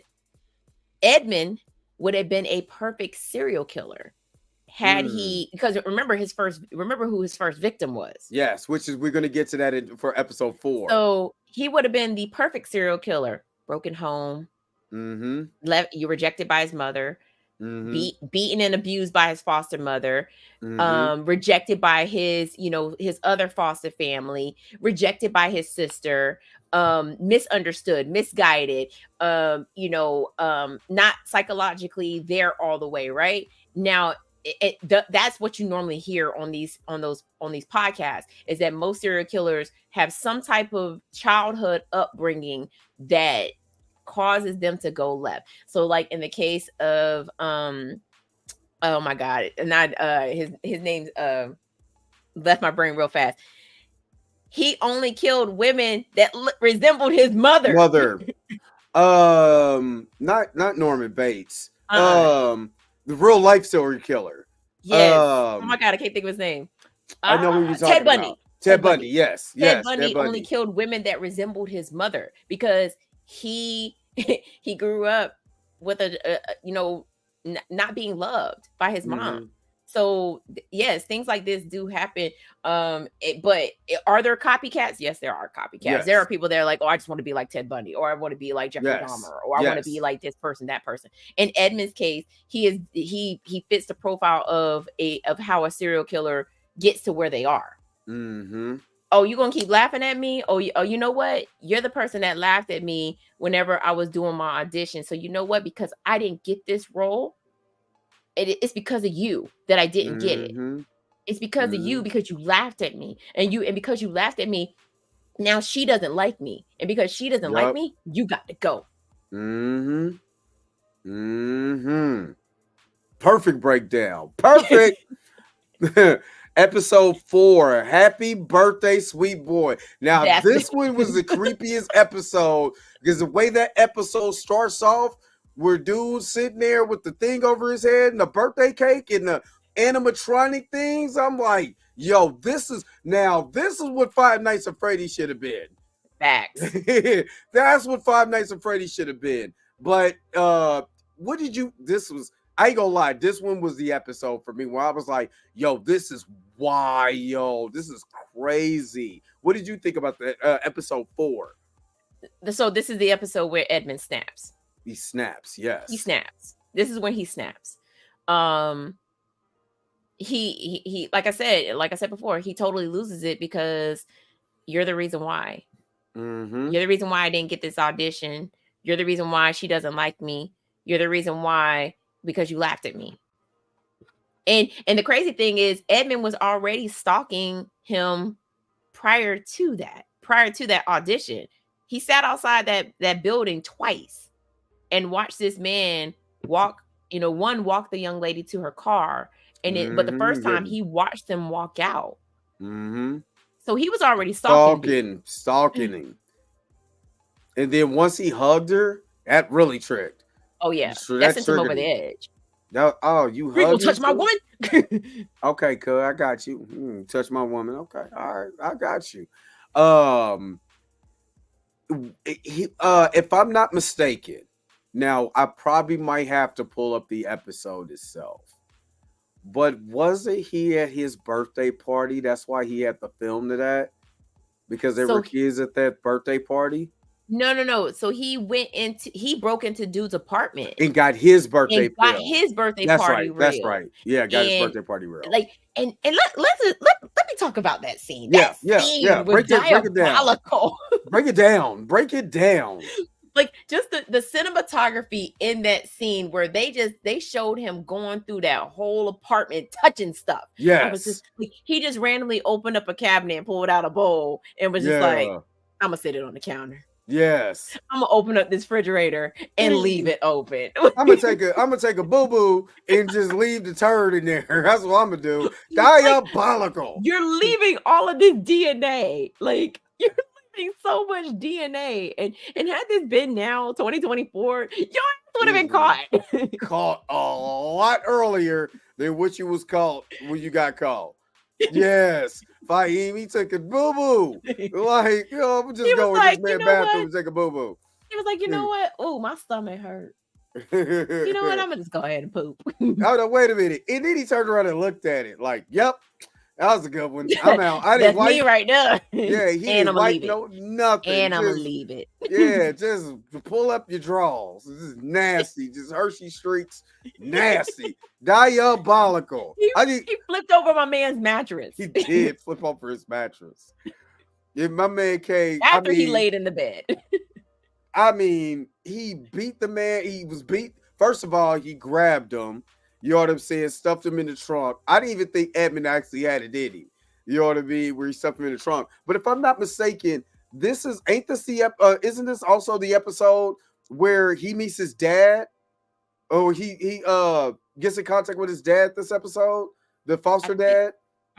I want to say yes. I want to say this is the I'm about to just go to it, but I think yes, Dr. Gaines. This is the episode because he's right here. This is the episode where he meets him Because remember, he was listening to the audio book. Yes. He's getting ready to to snatch dude up.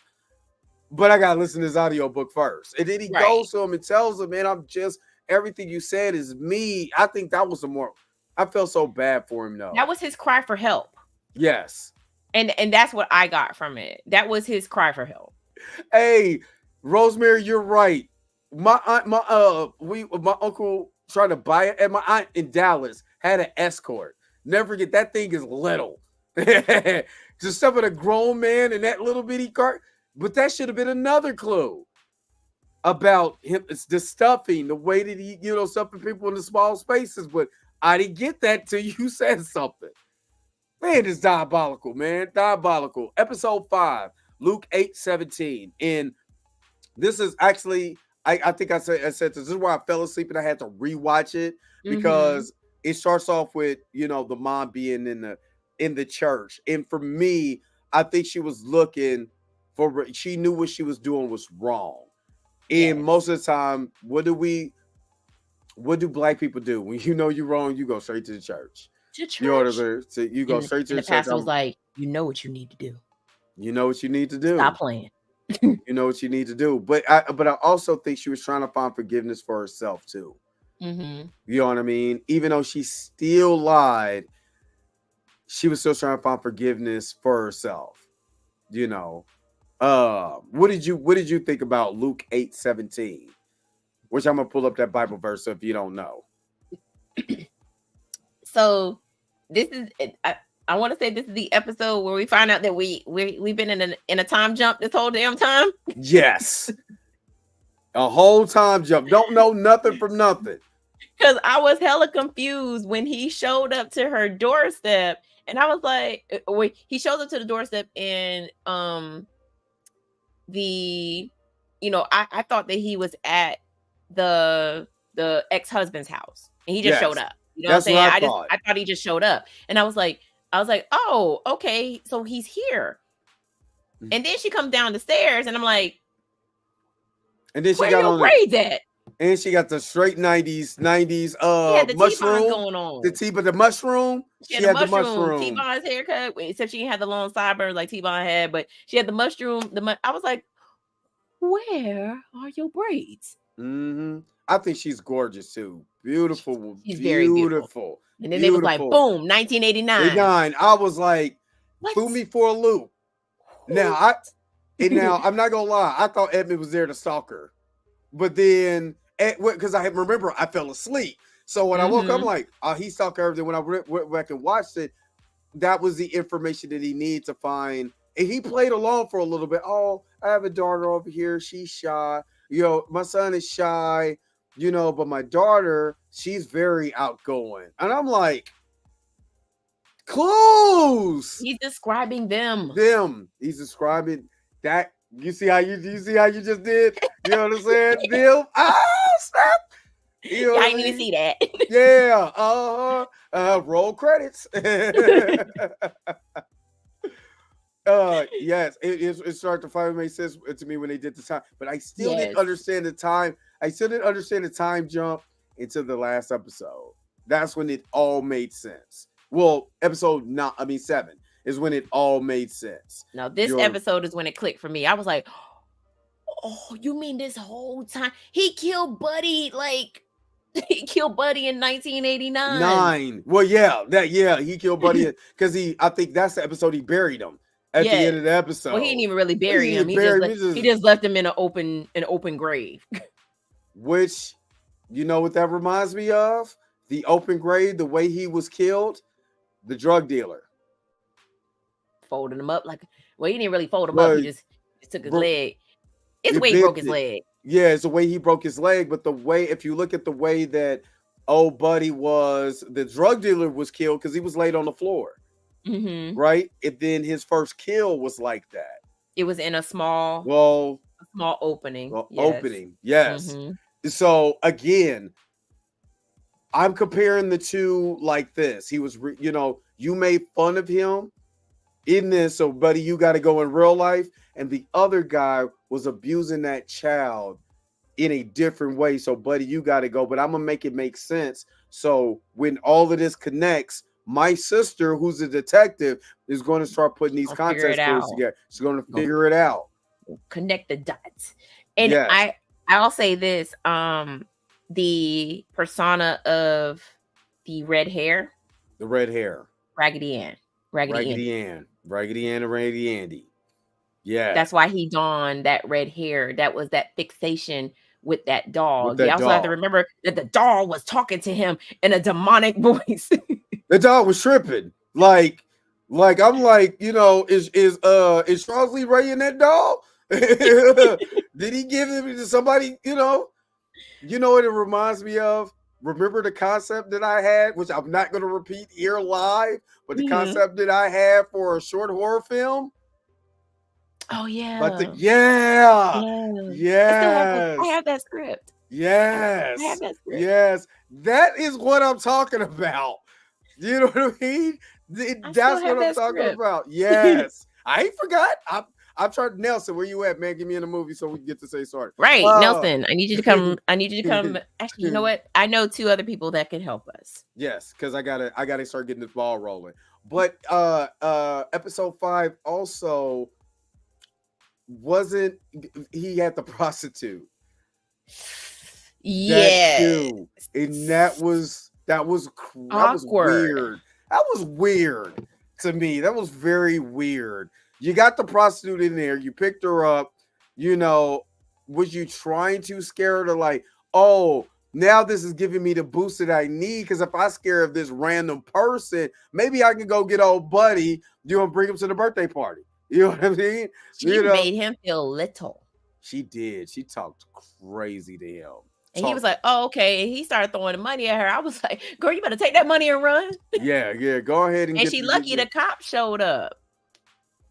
She was about to be a victim. She was about to be a victim, but I'm not gonna lie, I laughed my ass off when he started reciting the lines from his audition, and dude comes in. He was like, this guy's crazy. He's just an actor. He was like, why are you wasting our time, you son of a bitch? And the way he said it, I was rolling because I felt him. I felt him on that. Like, man, you over here wasting our time. Oh man, he got to be, hey buddy, stop it, Bill. This guy's wasting our time, you son of a bitch. Right. Like he was like, when he first started out, like if I was a cop, I would have believed him. I would have believed him. But I would have totally been like, yo, he did it, lock him up, put him in jail. But what was the clue where we knew now he's performing? Yes. Is when he turned around and grabbed the camera and looked and said, this is my time to shine. If they could believe I'm a killer, you know what I mean? And then he went right into the and he was so convincing. It was the exact same monologue that he had on video. Yes, on video. Okay, Rosemary said, okay, I have a question because she asked if it was him, and so what serial killer was active at the time flying under the radar. There was a serial killer, Son of Sam, or I think it's either Son of Sam or Zodiac Killer. Yeah. But it was I want to say but there was a killer that they mentioned in the show too, like the something killer, the Scarlet Killer, or shoot, I know it. You're right. They did mention somebody else. Because he was going around killing prostitutes, and then that's why they had all those young ladies faces on the wall. So he was being compared to that, and that's the reason why they brought him in, because they thought he was that killer guy. Yeah. Yes. Mm-hmm. Also, these goddamn cops, because the cops too. Mm-hmm. The cops in this, because we didn't mention that one of the cops, she was in her parking spot and he called her a black bitch. Ooh, baby, I would have shot his tires out. And then he was also one of the cops that was on the stand for the hearing too. Mm-hmm. No, he wasn't. Let me take that back. He was one of the ones that testified against her, and it was leading her, to the holding cell. Right. Zodiac. It was a BTK strangler. It was a lot. It was a lot. During that time, It yes. was. It During was the a. 80s and 90s, there were like I several, mean, but no, there was a specific one that they mentioned in this show. in this episode. Right. Yeah. Also, let me give you what this is why, the Bible verse is a clue to what's going on in this show. Luke 8 verse 17. For nothing is secret, thou shalt not be made manifest, neither anything hid that shall not be known and come abroad. Abroad. I mean, I'm sorry. Yeah, abroad. So they are already I gotta telling read you. that in another context. Hold up. Okay, for he whoever has, what it says, for he whosoever hath, to him shall be given, and whoever. Nope, that's not. That's the other verse. My bad. That's for. Let me do it in NIV so we can get a easier breakdown. Yep, there you go. NIV. For there is nothing hidden that would not be disclosed, and nothing concealed that would not be known or There it brought is. out into the open. And that The goes back thys and to, the D's. I'll be like, who? yeah. I'm a thys and these and thus and that type of guy. But that was the secret. What is in the box? That box. You knew. That's why I said Grandma was wrong. She got fired for throwing them Raggedy Ann dolls out, Raggedy Andy dolls out. But you knew what you was doing was wrong. You lied. You know what I'm saying? You was lying to this little girl about her brother this whole entire time. She could have been who her brother was. You could have stopped these paranormal killings that could not be identified if she would have told the truth. Right. Okay, so I'm because I grew up. I'm a '90s kid. So whenever they kept mentioning the box, I was like, "What's in the box? What's in the box?" Me too. I like, what's in the box? Where's the box? Where's in the box? What's in the box? What's in the box? That was me. Oh, snap. Episode 6. Would you like to play a game? Dawn becomes a target of her own investigation. The killer sets his sights on Kale. So this is the episode where the little boy gets folded up in the backseat. In the backseat. He didn't even really get folded up. He looked like a victim from The Ring. He did. It looked like like somebody's petrified to death. Right. That's what it looked like. That's what I got of it is like a petrified. So could that be what it is? Like almost like scared to death. I'm petrified. So I kind of like get crumpled up. Yeah, that's. I mean, ultimately, and again, and because she is a Black female, the whole department abandons her. Abandoned her. Start doing that, putting the stuff on the bulletin board. Yo. The whole department abandons her, including her lieutenant. This is the one person that's supposed to have your back. And again, we live in a society. It doesn't matter what decade it is or whenever. You are guilty until you are proven innocent. Exactly. And so they literally was like, they basically hung her out to dry. And was like, you killed that little boy. We're starting an investigation right now. Matter of fact, when you need to show up tonight after you done been processed, we're gonna go ahead and start. We're gonna start this investigation right now. And then shout out to Wayne Knight too, who was always one of an underrated actor in Hollywood, from Jurassic Park to, you know what I'm saying, being on Friends, all of that. Wayne Knight has always been awesome, but he was, the way he laid it down in the like. It's almost like I want this Black woman to succeed, but I'm in a white man. I'm in the, a white man's world too, and I have to show face because which we'll get to the last episode too, because that ended the last episode before the tap dance, man. Oh, I started busting lyrics. That's all I'm gonna say. I started busting lyrics. But what did you think about this? Like this episode to me was. Again, the dissension, you start to see it. It start to be realized. You start to see, like, we're starting to get to the climax, and and this is the episode also This is where Dawn loses it.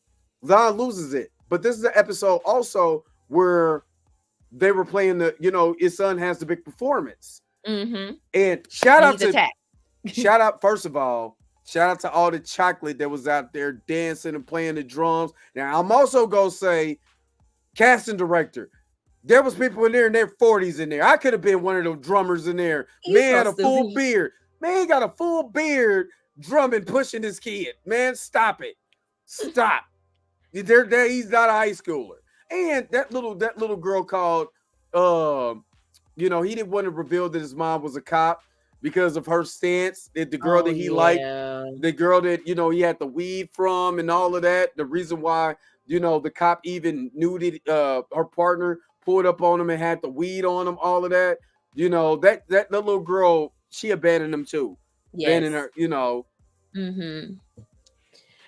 So for this episode, of course, like I said, Dawn is abandoned by the police department, but then she also finds out that one of the people from the Good Old Boys Club is part of her investigation. With the scar on his eye. Yes. Mm-hmm. So she already is like, yo, I'm cooked.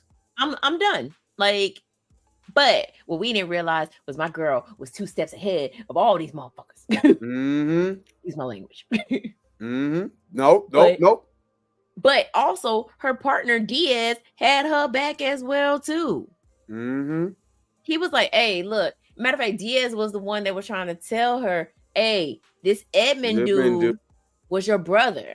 Yep. I was trying to tell you that at the diner, but your ass didn't want to listen to me. She was, and that's why the scene where her son comes alive was like, "Hey, was it D good? Was so D good?" Because then I'm trying to tell you, but you was too busy getting piped up that night, busy drunk, drinking the V8. You know what I'm saying? To remember, I don't know if some of y'all old enough to remember V8 used to be able to kind of help you with your hangovers. You know what I'm saying? Or you did what it called a Bloody Mary with it was V8. No, she had a Bloody Mary. She definitely had a Bloody Mary. Yeah, she had a Bloody Mary with vodka and tomato juice or vodka and V8.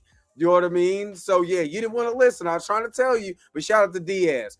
You know what I'm saying? He was the one who she wanted to get this kid help. But again, I was a former correction officer. You know what I'm saying? I got taught certain things as far as like, Annie, are you okay? If you know that reference, if you know, you know what I'm saying? But if somebody's having a seizure, turn them on their side. You know what I'm saying? You can stick your finger in their throat to clear their airway. I'm shouting, somebody turn this kid on his side. What are you doing? If you don't turn this goddamn kid on his side, I'm snapping, going off.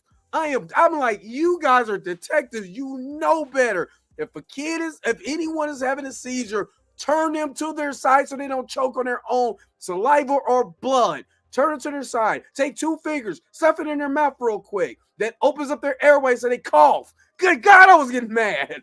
Good God. You see the frustration I was having. Diaz, what are you about to slap Diaz? But Diaz had to deal with the whole Christian Latino community. So shout out to Diaz, because I wouldn't have been able to do it. Like, y'all Diaz had her back. He did have her back. As soon as he was like, "Oh, I'm your partner," she was like, "I'm looking for a partner." He's like, "I'm your man." Yep, and he already had he already had a fascination with her based on how she goes about her business, how she a detective. And let's not remind you that Diaz is a minority too. Right. He's for what I was looking at, I think he was the only young Hispanic cop detective that was out there. Right. Yep. He told her that she was the reason why he wanted to work there. Yep. So he wanted to be in robbery and homicide because of her. Right. So this is also the episode where Athena, the grandma, or Dawn's mother, she gets fired. She gets fired because her boss finds the dolls in the trash can and was like, "Girl, you know how much these things do? Hundreds of dollars. Hundreds of dollars. You tripping?" So she was like, "You owe me an apology."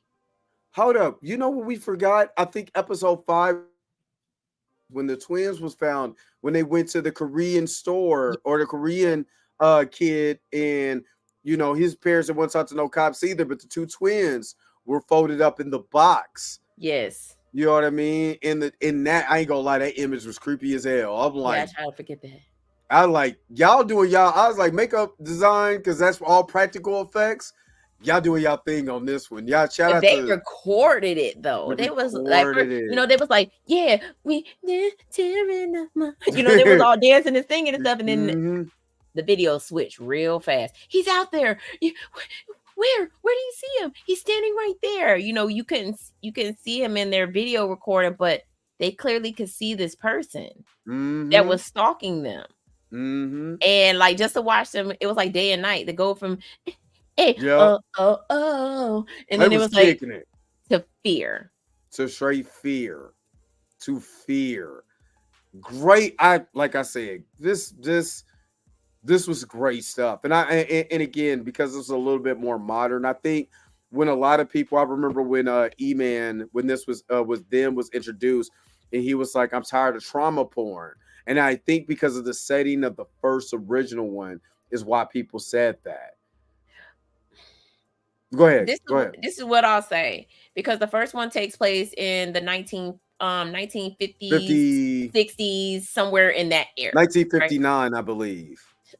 The reason why it's so traumatic for Black people is because that was during a time where we didn't have a voice. We couldn't be, you and I couldn't be we probably wouldn't be able to walk down the street by ourselves and not be harassed, right? Yeah, right. So the reason why it's so triggering for us is because the same crap that was happening then still happens today. Exactly. And then you just couldn't say anything then. Right. And it bothers us because it's like, couldn't have been me. No, it would have been you. You sure would have. If you wanted to live, it would have been you. You would have been in that box with the twins. So it's just, I think the reason why the first season was so triggering is because it was during a time where we didn't have a voice. And it was 2021. This was literally kind of after the pandemic. That too. And we had time to watch shows because some of us, we were stuck in the house some days. You know what I'm saying? Like my job was shut down for like a month to clean and stuff like that. And all of that. And we were stuck for a month or 2 weeks or something like that. So yes, and I can see that, but you're absolutely right. I agree with you. I would have been traumatized with the first one if she had not slept with that woman on the second day in the neighborhood, the N and the Y of the YT lady or the white lady. She said slapped. Had not slapped. Oh, slapped. Oh, God. I would have slapped her. Look, she better than me. I would have slapped the dog. Look, I would have did the same thing. Oh, she not every time I seen her on the second site. day. Yeah. It would have been folk on site. Yeah, I got what you said. If we wouldn't have slapped the woman on the second day. But yeah, it would have been folk on site. All right. Episode 7. One of us is going to die tonight. Evil comes home to roost. Ooh, boy. When that kid looked up and said, one of us is going to die tonight. When she came in with that soup, and she was like, then she turned into the demonic, eat the fucking soup. I'm like, all right, I eat the soup. I taste the soup. That's when he woke up and she was like, you want some soup? I don't want no damn soup. Oh my God, that was funny. I'm not gonna lie. That was funny. But then honestly, I didn't want any soup either. I was good on soup.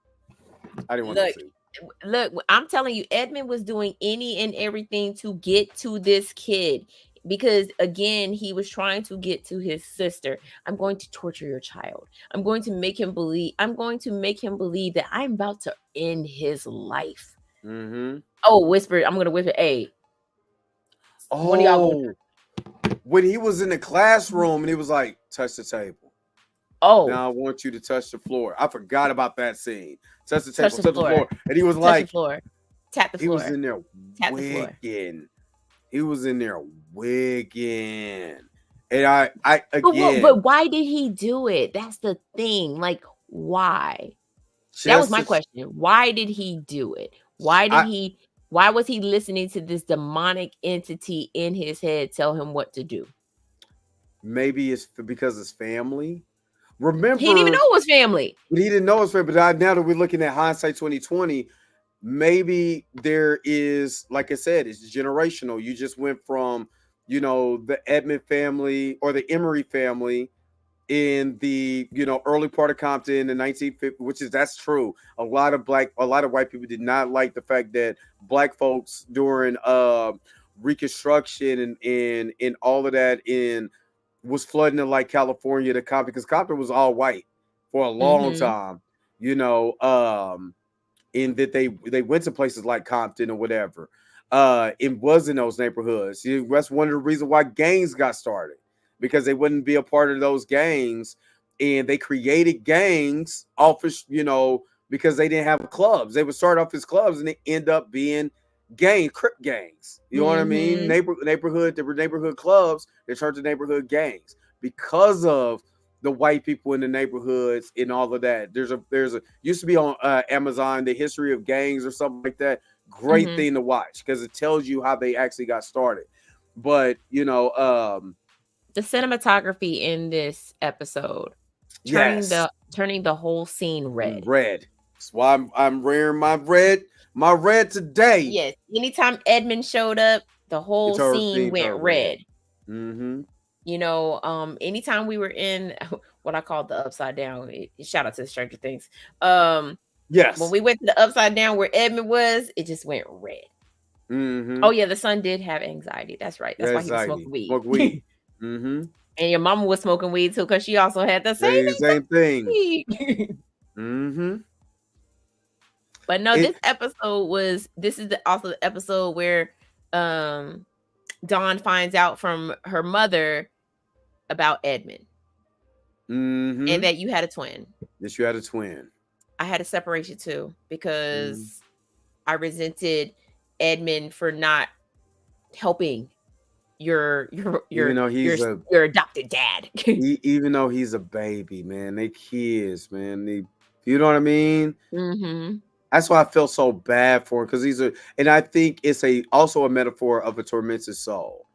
That's why the kids didn't want to look in the mirror Right. because then you have to see a tormented soul. You know what I Right. mean? I think that's another metaphor too, when you got so much on your plate and you're so beat up, you can't even look yourself in the mirror because you don't see you. You see a tormented soul. You see someone who really needs help, but but you also see what you hate about yourself, the thing that Right. bothers you the most. So like I said, there's so much I mean, this is great stuff, but we all knew who died that night. I honestly thought her son was gonna die. I really I thought it thought. was him too. I thought the son was gonna die And too. lo and behold, it was somebody else. It was old grandma. It was old Pam Grier It was the over there fact that they lying. made the scene blue. Made the scene blue. Yeah. After all the red and the Yeah. the bright the bright red, the bright pinks in throughout the whole episode, we get to that scene and And it's it's blue. And blue. it's in if I'm not mistaken, blue represents somberness, Yes. and red represents like anger, that type of thing, if I'm not And mistaken. which makes sense in Edmund's case because he's pissed. Yes. She deserved that. She kind of deserved that. She sent that child back to that Abusive abusive lady. woman, knowing dang well that she was gonna cause havoc in his life. Yup. She did it. So I'm sorry. She deserved it. I don't want to say she deserved it, but she deserved it. But I do like the fact, yeah, Liz for she was amazing though. Yes. Pam Grier was I mean, she's always amazing. amazing. But she's fair. It's Pam Grier though. You know what I'm It's saying? Pam Grier. If you haven't seen her in the new Pet Cemetery Bloodlines, she's great in that one too. She's in that too? Yes. Okay. Yeah, I'm gonna have to check that one now. And then we get to the final episode. Look, The box. The final episode. What's in the box? No, we already know what's in the box. We already know what's in the box. But the final episode, the box.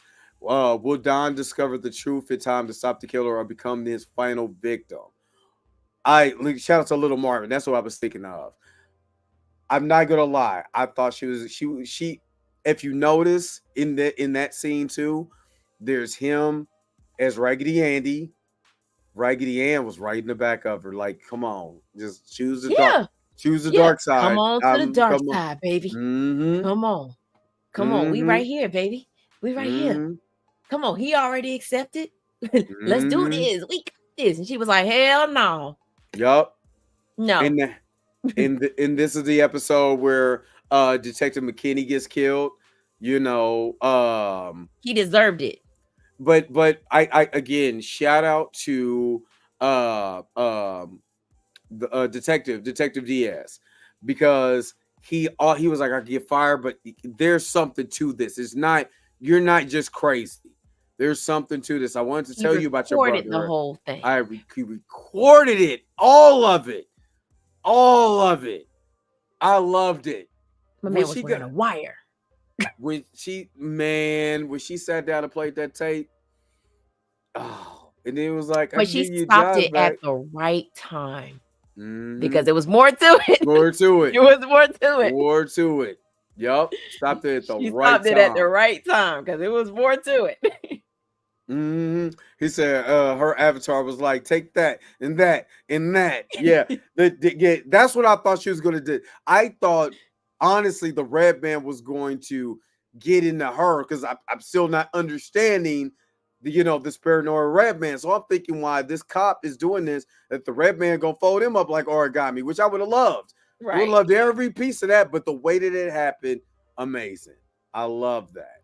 I love that. She discovered who her brother was. And again, we talked about this earlier. She's showing him love. All he ever wanted, broke down his persona. And then that lends to something I'm gonna ask you, Mika, and you guys is watching in the audience. Is that what a lot of people now need? Is it the reassurance of love to break down that heartache, or that, what I was talking about earlier, seeing what you hate about yourself. Yes. You know what I mean? So go ahead. Yes, I totally agree. A lot of times, especially working as somebody, part of the foster care system, many moons ago, all those kids want is somebody to care. Like, mostly especially dealing with the teenagers who have probably spent most of their life in foster care, or as a teenager just got thrown into the foster care system. Like, they're so used to everybody kicking them down that when they get that one person, i.e. me, that shows them like, nah, let me show you what life is like. Let you know what? Come on, let's go to Applebee's. Let's go and sit and talk. Let me just hear. Let me hear what's going on in your life. They just want somebody to listen to them. They just want somebody to show them that they care, even down to the youngest 5-year-old. If you show them love, it changes them. I literally watched this, and this is just a quick personal story. I literally watched a young lady go from being aggressive when she first got into my car. And of course, as soon as she got in my car, she didn't speak. And I was like, hey, I'm an adult. You're a child. When you get in my car, you speak. She went from being, I ain't got to say nothing to you, lady, to every time she got in my car going forward, it was good morning, good afternoon, whatever the time of the day was, Miss Mika. And it's because when we would ride in the car, I would let her go, I let her go off about her teachers, but then I would tell her, like, okay, but there's a better way to handle that. Right. They always so used to people telling, they going off. Well, that's your problem. No.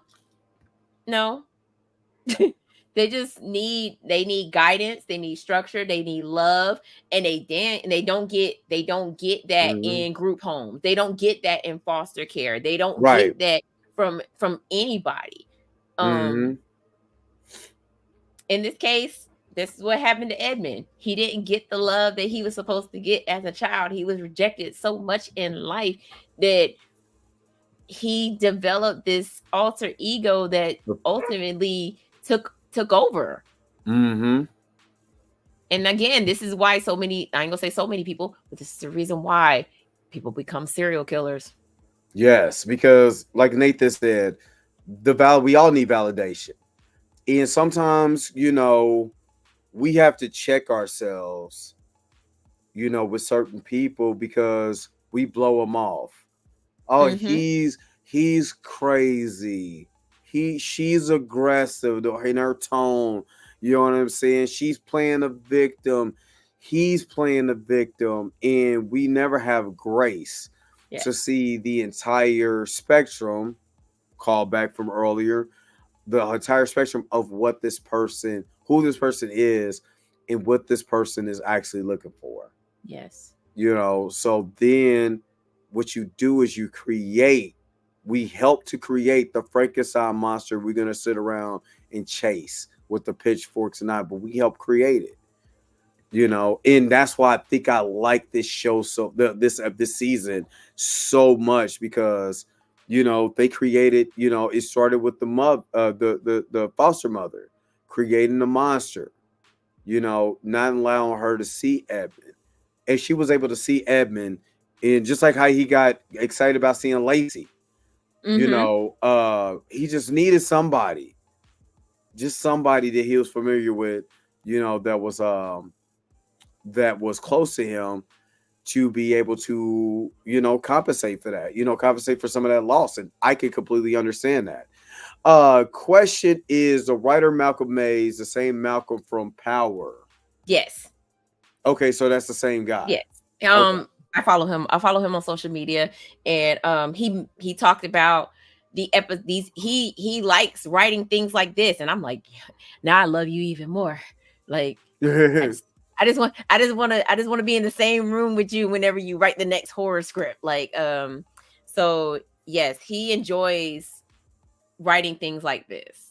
Even though he plays a drug dealer in Power. So, what would you give from a scale of 1 to 10, 10 being the highest, obviously? What would you give season 2 of them? Don't hate me for this, but I'll give it a 9 out of 10. And the 9. reason being is I am not one of the people that needs to know why the character was created. It's just it was a little confusing as to how this persona came to be for me. Mm-hmm. I mean, I broke it down for myself and, said, okay, he created this Raggedy Andy type demon in his mind, but it's just, it just didn't click for me in that scene when he unalived himself and the demon took over. Yep. And I can agree with that.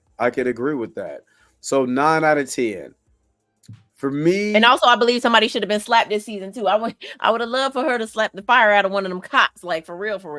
She would have got shot. Oh, but they would have shot her. Wait, Rosemary, our slap was when she said "F the police" at the end and walked out. Oh, that yeah. was the slap. When she turned around, it was like, well, we can get you a desk job, just for the meantime. And she turned around, was like, fuck the police coming straight from the underground. First of all, we on the West Coast in 1991. I ain't hearing no DJ Quick. I ain't hearing no Dre. I ain't no NWA. What's going on, Robin? Hey now. I ain't hearing no NWA. You know what I'm saying? I'm not hearing no MC8, no Too Short, no nothing. Nah, we got Satisfy my just got to be free. Right. The way that they did the rendition of that, that was kind of creepy too, because it was it was a cappella at first. Mm-hmm. And now I know it had to be free. Edmund had to be that persona had to be free. I got to be free. But what do you think about the post-credit scene with the tap dancing, man? Man, don't do me like that. What is the tap dancing, man? Okay, so for the people who don't know, Mika, can you tell them about the tap dancing man and why he's significant to this story? So the tap dancing man is tied to season 1. He is basically what's it called? Minstrel. I think that's what's called. Not minstrel. Yeah, right? Yeah, Mr. Yeah. Mitchell. Yeah, So he's tied to season 1.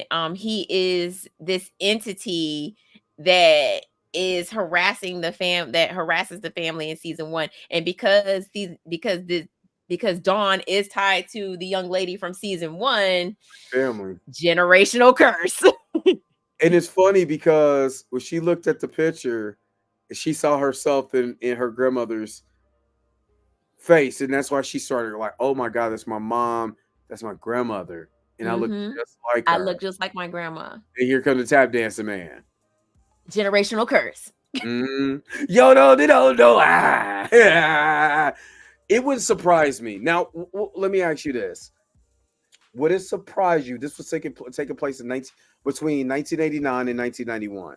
Mhm. Would it surprise you at all if they do a season 3 and this takes place in our day and age? Because In that would have our been time. because that would have been 30 years later, and so her son would have been the same age, or not a little older than what we are now. A little older because he was a Mhm. high schooler, but he'd be a little older for us now. Then he would have a family. Do I think there'll be a season? I think there will be a season 3. But how would you tie all of this in to season 2 and to season 1? It just so happened they found the right way to tie it in to season 1. Like, makes Mm-hmm. sense. Make one of the kids have babies, right? Yeah. I'm hoping season 3 is that the little baby girl, Mm-hmm. she's like a grandma now, you know? Oh yeah, the baby girl. Yes, a little girl, little baby girl. Right. So I'm like, tie her into it somehow, some way as well too. Mm. Um I see a season 3, but how do we make it tie into season 2 and season 1? Because just the audience scores by itself, this is all in the sevens. In season 2, if you look, it's all in the eights as far as the ranking. 8, Mhm. 8.0, 7.9, 8.0, 8.2, 8.2, 8.2, 8.1. You know what I mean? So it's all good stuff compared to, it's better than season 1 in the eyes of most, in the eyes of the ratings. Again, let me go ahead and rate myself here. Let me go ahead and do that. Yep. Let me go ahead. Matter of fact, I'm gonna let's do a 9. I don't want to sign in right now. I ain't got no time for that. But yeah, I really enjoyed it. I'm gonna go back and I'm going to watch. Well, while I'm getting ready to get my clothes and stuff together for my trip tomorrow, I'm gonna go back and Yes. watch this. And we'll go back and not watch this, but watch them season 1, the episodes I didn't watch, and go and finish that up. Mika G, what do you got coming up this weekend since I'm gonna be gone? Uh so if y'all don't follow me on Instagram, please go follow me on Instagram. That's so Mika G. I am doing 31 days of children in horror movies, and I just dropped day 3 today. If you haven't seen it, it's Michael Myers. It's because a lot of people forget that Michael Myers started out, his As a first kill kid. was when he was a kid. So I'm those, or if you want to, you can follow the Cinematic Nightmares podcast on Instagram as well too, because I post them on both of there. And it would post on the Blurred AF page, but somebody won't accept the collaboration. Uh, Dre. I Dre. don't know how to do it. I can do it right now. I did not see that. I don't know how to do it. And it hasn't popped up for some reason. But yes, Uh that's what I'm not really doing, but doing. breaking news. Breaking news. Oh no. From the Hollywood Reporter, Jonathan Majors appear on the ballot to pick BET Award nominees. Nice. First round voting to help determine nominees for the June 30th show open this weekend, and the controversial figures are on the ballot for categories like Album of the Year and Best Actor. Um, Majors is in contention for the Best Actor alongside 100 other performers to be considered actor should appear in a movie or TV show that appeared between March 16, 2023 and March 15, 2024. Majors recently credits including Creed 3, released March 3rd, 2023, Ant-Man and the Wasp: Quantumania, February 17, 2023. So, breaking news, Jonathan Majors is up for award. So, now, all the blackball talk, we can dead that. We can dead it. Because if it was blackballed, he ain't getting shit. And if he does win, I honestly, I got this strong. I don't know about you, but I got that. You remember that feeling that Grandma Clump had when she was talking about Sherman, that yearning and yearning and yearning and woo! I got that same feeling Jonathan Major's gonna win one of these awards. I have to agree with Nathan. They trying to get him and make it good there. I see you, BT. That too. He bet he should get one. But remember, I always said everybody loved his performance in Ant-Man and the Wasp and the Quantumania. He was a standout performance. So how in a twist of fate, I'm just saying that he wins the award for best supporting actor or best actor. You know what I'm saying? And he wins it for Ant-Man and the Wasp and Quantumania or Creed 3. Now you're looking at him like the guy's winning awards again. They're slowly building them back up. Breakdown, build up. You know what I'm saying? Now when they go and start saying, well, we want him back in these movies. I'm trying to tell you, I called this. I looked that man in his eye and said, you're going back to Marvel. I hope so. Bro. Yeah, what I say? I start treating him like, what do I need to get my Raggedy Andy doll? Huh? I put him in your lap. You know what I mean? Shut up. Who do you need me to? I told you. That's what I do. Slap, slap, slap. You know what I mean? But I'm telling y'all, he's slowly building back. And I'm so proud of Jonathan. Shout out to the Jonathan Major fan club. Shout out to Cinematic Nightmares. Shout out to Mika G for doing her thing. Shout out to the Blurred AF for not seeing what the hell that is because it doesn't show up on the Dre Mac show thing. You know what? Because I'm on the Dre Mac show thing. You're probably right. You're probably right. You know what, Mika? You're probably right because I haven't been over there. Because the Blurred AF experience Instagram page don't have no content, so it doesn't. I might as well create content for it. Yes, it doesn't. Review who you could. Who can tag you? Okay, I put everyone, but you know what? You're right. What's up, y'all? Welcome to day 3. What's up, y'all? Me. Yes, it is. It says, invited you to collab on a reel. Do I just click it? Click and it'll say accept, decline, not now.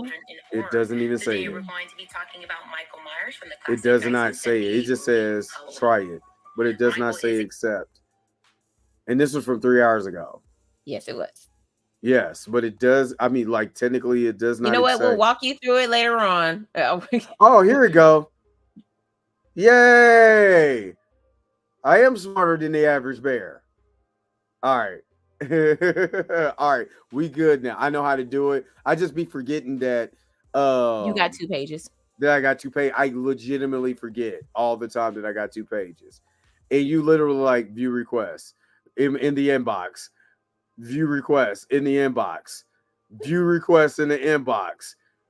Forgot all of, you know what? I know how to do it now. I'm smarter than the average bear. I got you for now, Mika G. Mika G ain't got to worry about nothing. You know who got you? You know who got you? Old Dre Mac got you. You know what I'm saying? He got your back. You know what I'm saying? Like 2 flats on a Cadillac. We ain't going nowhere. So also tomorrow is May the 4th be with you. Yes. So for Popcorn in Your Beard, we are reviewing Return of the Jedi. And I'm actually going to have on... Huh? The best one? Of course. The one with the reverse Care Bears. Yes. And I'm actually going... No, that's Empire Strikes... Oh, no, it's not. We're doing Return of the Jedi. Hold on, wait a minute. Star Wars, Empire Strikes Back, Return of the Jedi. Empire Strikes Back is the best one. Number 2. Okay, I was going to say, we're doing Return of the Jedi with the reverse Ewoks. Okay, yeah, technically For number the reverse 4. Care Bears, the Four. Ewoks. No, 4, 5. Episode 5 is the best one. Okay, Okay. yeah. Yeah, we're Empire doing Strikes Back. Return of the Jedi. Yeah, doing Return of the Jedi. And I'm actually gonna put on my Princess Leia costume that I have. Which one? The one, which one? Because there's one outfit. I'm just saying that one. Oh, I have to tune in. You know, if anybody is in the Atlanta area, I will be in Atlanta tomorrow. This weekend, I return back Monday. You know what I'm saying? Hit me up if you in Atlanta. You know what I mean? I don't know where we're going, what we doing, but just hit me up. But that Princess Leia outfit, I'm like, all right, Princess Leia next to Jabba the Hutt. You know what I'm saying? Yeah, that's the costume I'm gonna have on. Oh, I'm but I mean, you can only see me from here up, so I'm tuning in, big dog. I heard. I'm also gonna do my hair like I'm gonna have like this whole like braid right here. Okay, Mika. Okay, Mika. Mika G is in the house. Mika G is in the house. I'm Mika G. I should show them where I got that from before we wrap this up. Hold on, wait a minute. Yeah, in Cannibal Bears. Them bears was high on PCP when you met them. Y'all forgot that. They was high on PCP when you first get introduced to them Ewoks. First of all, they was worshiping folks. They were worshiping. They're high as shit when they're worshiping CP3O. You know what I mean? They're like low key scary, but still cute. Hold on, wait a minute. You go. If you know this scene. Hold up. If you know this scene, I said I was going to use this in during the I was going to learn this dance move in the pandemic, of course, because this is YouTube, and for some reason other people can use something, but if I just stream a little bit of it without stopping, I get jacked. You know what I mean? But yeah, I got to play this scene for you. If you know, you know. If you know, you know.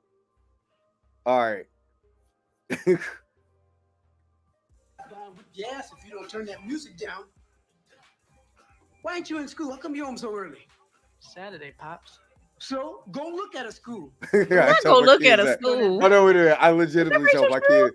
I literally just legitimately told my kids that. It's Saturday. We'll go look at a school. But Pop, don't butt me. I'll beat your ass in front of your woman. I don't want no rap in my house.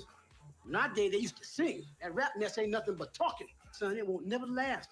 Remember black and white TV? Gone. Remember 8 tracks? Gone. Betamax? Gone. Yeah. Look, Wackity and Sunshine. I'm alert. Oh no, wait a minute. First of all, the whole family got excited about Wacky D. For one, you know what I'm saying? But I sorry, man, Fahim, that would have been cool for to meet you. But you know what I'm saying? It's all good, man. Get all your medical stuff together, my brother. It's I know you're here in spirit, but check this out though. Alberta, come on in here now. Not Alberta.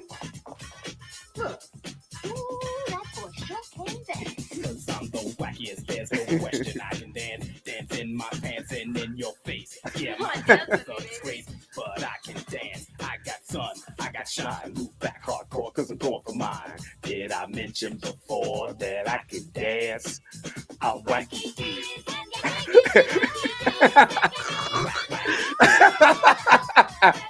God, I can't.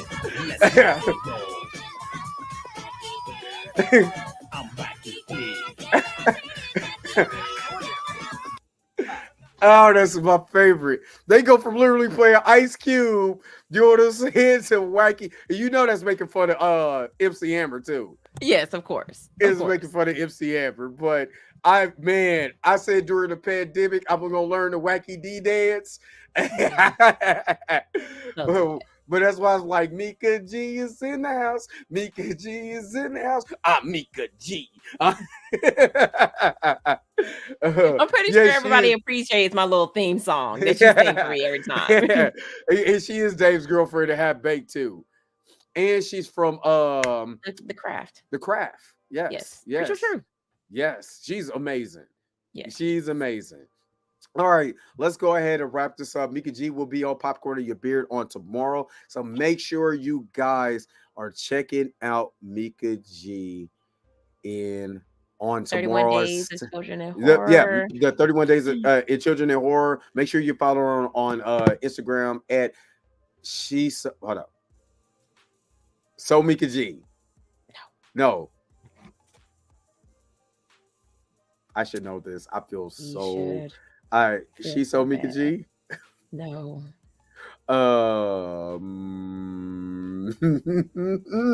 God. That's so Mika G. No, like That's So Raven. God, I need to eat. Yeah, you do. I need to get something to eat. I ain't ate.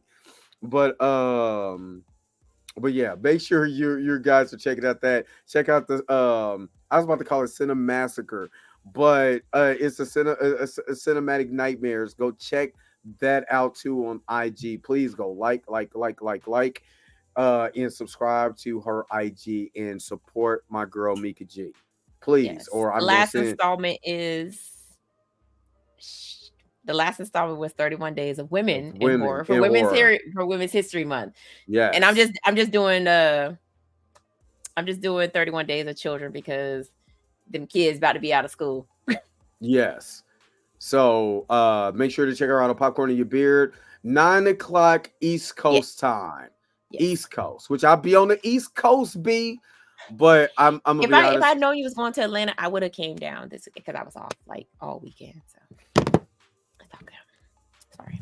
Wacky D is in the house. I can't. No, yeah, that would have been awesome. But I'm going down there. I'm with You're family going with and family, stuff. so I understand. So it's still gonna be all good, and we're gonna enjoy ourselves. And I believe we're going to be in Douglasville. I thought you were going to say Decatur. I'm like, woo! We're gonna be in Douglasville. Don't know nothing about that, but from where I'm from, you don't go to them villes, especially after dark. So, but we're gonna be there. But that's where the Airbnb is at, and we're gonna be going back and forth into Atlanta and all of that stuff. So Don't end up being an episode of them. I'm. Took his breath away. See, because the inner demon, the inner redhead man in me was about to I'm just saying. Facts, He said, Fahim. "Oh, Go yeah. below. I'm the not speed driving. limit. I'm not driving. My Whoever's sister, driving, tell them to drive 5 miles below the speed limit. it's 70, drive 55.